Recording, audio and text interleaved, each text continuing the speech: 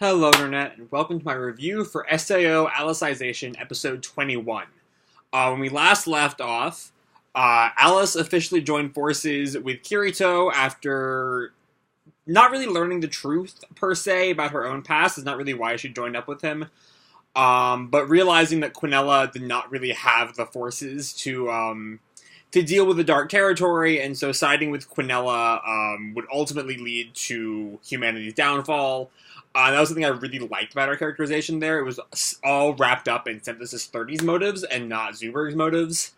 But anyway, they then found that Eugeo had been turned into an Integrity Knight. Dun dun dun, cliffhanger time. For the review itself, by the way, just a reminder, I still have my Spring 2019 anime straw poll review in the description down below, so fill that out. Let me know what you want to see me review next season, starting in April. And yeah, let's jump right on in. The first thing to bring up is the opening. We get like half of a new opening video this week for the last part of the core. Highlighting the new parts are really in the back half.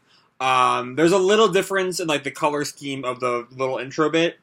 But the highlights are Kirito and Alice fighting some giant fuck-all gold robot thing that I thought was what Chudelkin would be summoning at the end, but it was not. And Kirito alone fighting Quinella, who is nude, because of course Quinella is nude. I'm hoping she's not nude for the entire final battle. That'd be kind of a distraction. But most importantly, it still has what really matters. Kirito and Eugeo's cute as fuck handshake. I think it's rid of their cute as fuck, like, synchronized sword swinging, which is a disappointment, because that was, like, the best part of the openings. But anyway, getting on to the plot itself. Kirito and Eugeo. The fight is great. There's honestly remarkably little to say about it, but what there is to say is all great.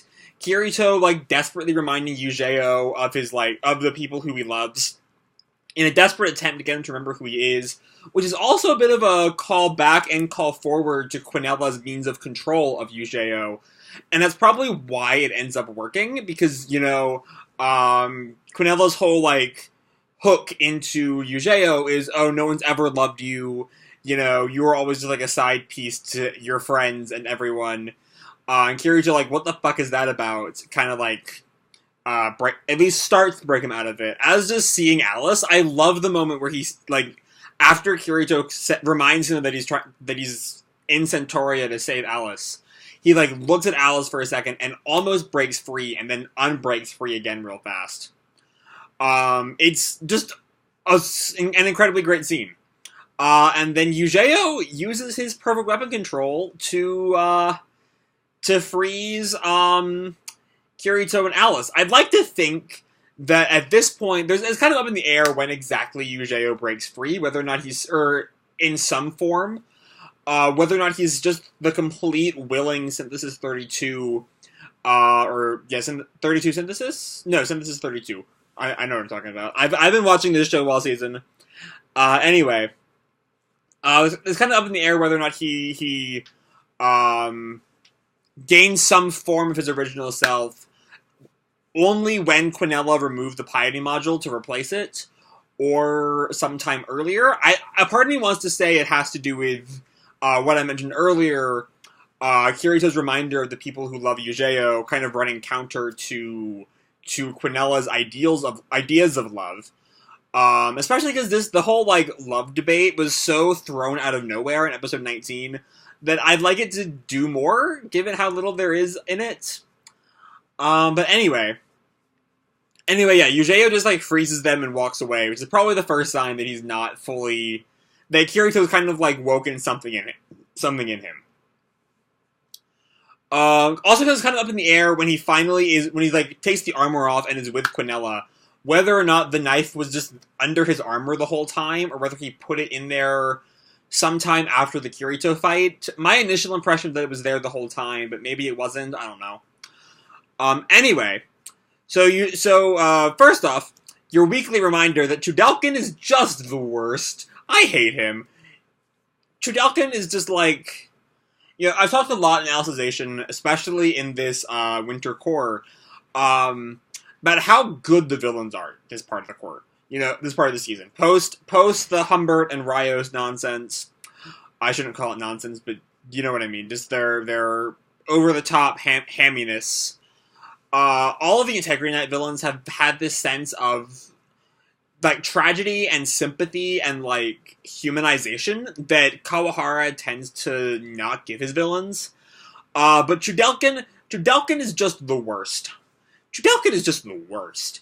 You know, even Quinella, you know, kind of has her reasons for what she's doing to, like, stop the Dark Territory. She's overconfident, sure, but she, like, believes in herself, even if she is, you know, power mad. Her end goal still involves people living. The same cannot be said for Cardinal on that matter, which is something we'll be discussing probably very soon. But Chudelkin is just, there's nothing to him besides evilness, and as we learn, wanting to fuck Quinella. We learn later on, which is, thinking about Chudelkin having sex is just gross. First of all, how dare you, Reki Kawahara, put that image in my mind. Ugh. Anyway, so Eugeo has gone back to Quinella, and Quinella reveals to the audience that she had put Eugeo's piety module in the hole where his childhood memories with Kirito originally were, that Wrath, like, removed when Kirito left the underworld way back when. Which makes sense, I guess? That's not really how memories work, but you can't insert rectangular prisms into brains, so you won't see me complaining. But anyway, it was kind of a rush job. She just kind of, like, saw the hole and, like, stuck the module in there.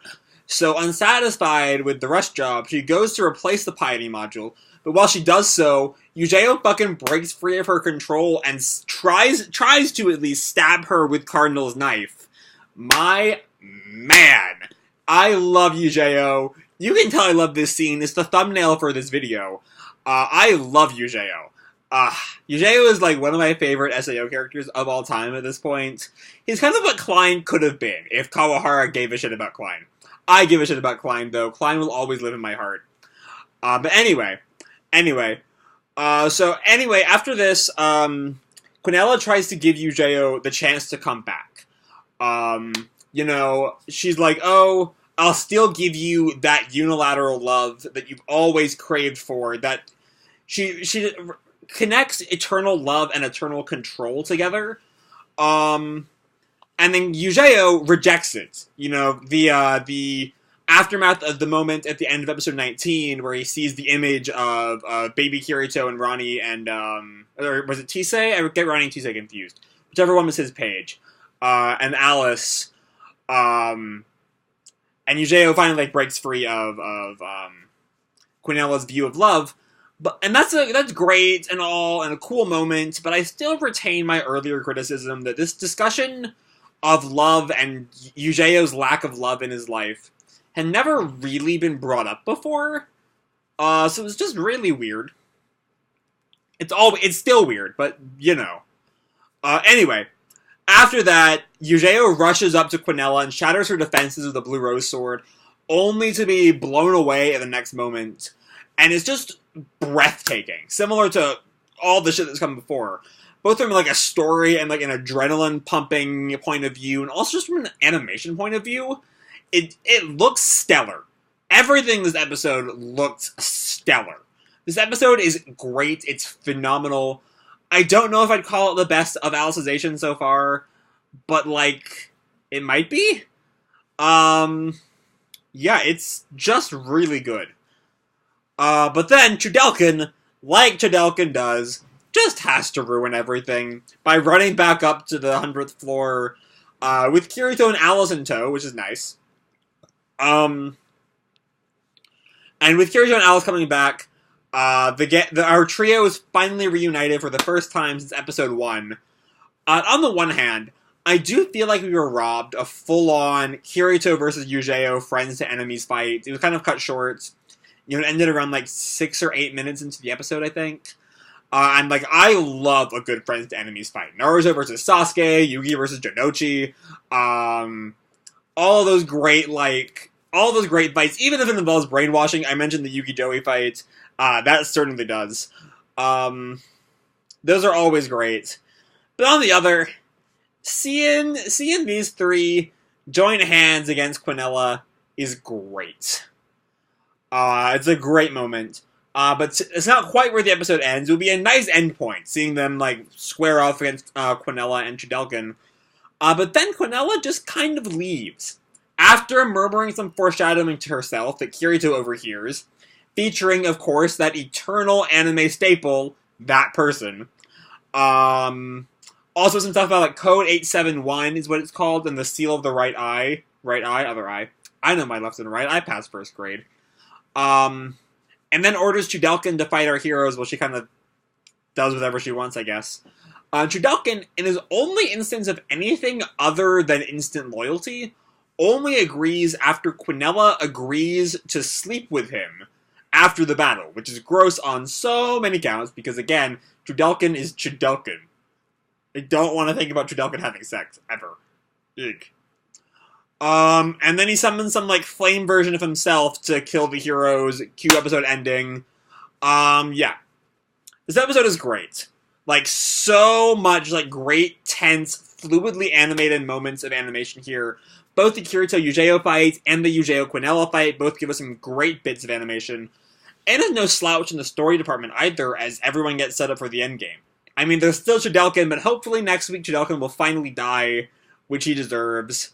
You know, like, even if it's Chudelkin, I'm still hyped for what's next. But next time, fucking Chudelkin, I guess. I'm gonna leave this video off here. Hope you all enjoyed the video and the episode itself. If you did, feel free to drop me a like or subscribe or fill out my straw poll down below, please. Or, you know, do whatever the fuck you want. I don't really care. And as always, people, keep kicking ass, and I'll see you in the future. Bye!